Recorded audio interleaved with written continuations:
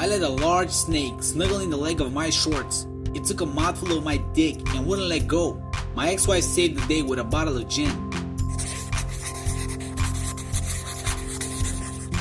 So this happened a few years ago. Every word of it is true. Wish it wasn't.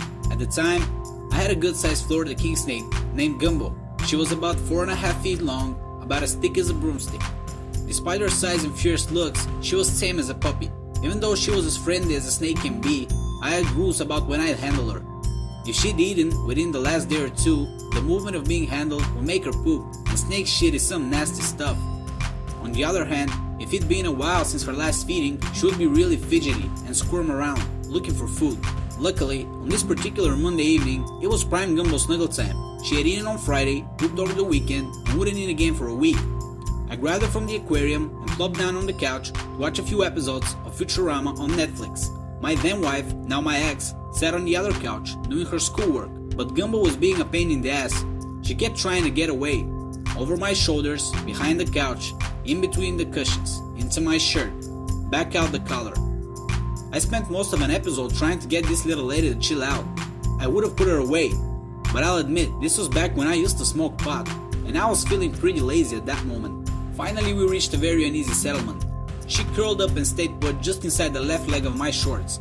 Now I wasn't a big fan of this idea, but I was feeling kinda lazy, and she was finally holding still, and I had just started wearing briefs instead of boxers. The elastic band around my thigh would keep her away from my junk if she tried getting frisky. I watched my show in peace, until she moved north. I felt her reach a zone of my body where she was not welcome. I felt her push against the elastic band of my jockeys. I started to reach down to pull her away. Most of you will never know the white-hot electric pain that I felt in that moment, and I'm envious. Gumbo was an instinctive killer, old enough to have mastered the art of rotten death, and she had decided to make a meal of my slumbering trouser mouse. Her needle-sharp teeth overtook the head of my cock in the same way I'd seen her overpower so many mice and rats. I gasped. My right hand shot down the front of my pants to pull my poor dick away from the ravenous serpent. Now a snake whose meal is being taken away from will react in one of two ways. A shy, small snake will give up, let go, slither away. But Gumbo was a fighter. I felt her tense all 4+ feet of her body steel herself against my thigh and pull backwards. My vision blacked out for a second. Still, my left hand dove into the breach and grabbed her by the neck.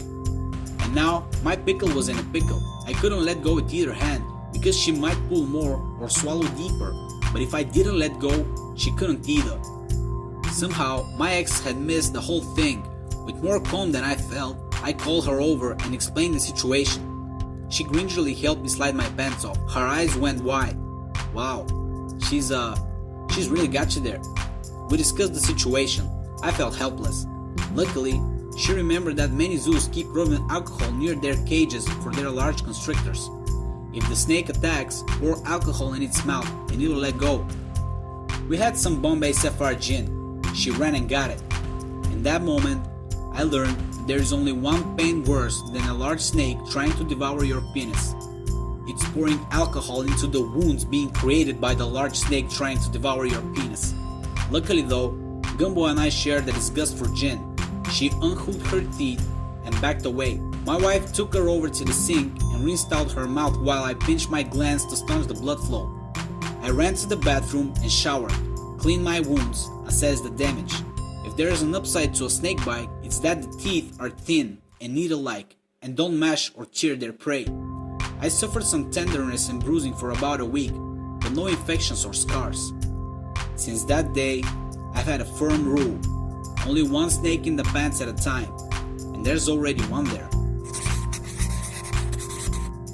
Hey guys, if you want more awesome videos like this one, click the subscribe button below.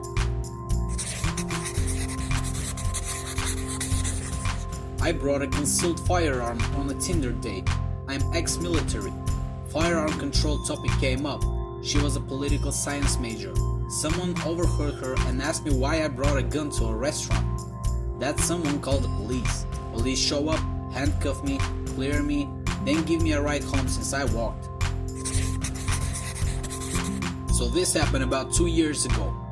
I met a girl via Tinder and we texted and snapped for about a week before I invited her out to dinner at a nice restaurant downtown. Now let me give you a tad of backstory about myself.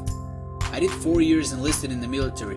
Nothing crazy, just turn wrenches. Then got out and went back to school. I continued to reside in a state where with proper training and certification, a person is legally allowed to carry a concealed firearm within specific boundary, of course. While working at a firearms dealer as a sales associate and instructor, my firearm is like my billfold. After 7 years of carrying it, it becomes a natural accessory. Now I understand that there is a vast majority of viewpoints on this topic, but I'm just giving you mine. So we agreed to meet up at a restaurant that I made reservations for. Dinner comes, and to be honest, the day wasn't going that well. We didn't have very much in common. She was pretty caught up about her ideas, where I just prefer to let people have their opinions and try not to sweat the stuff I can't control.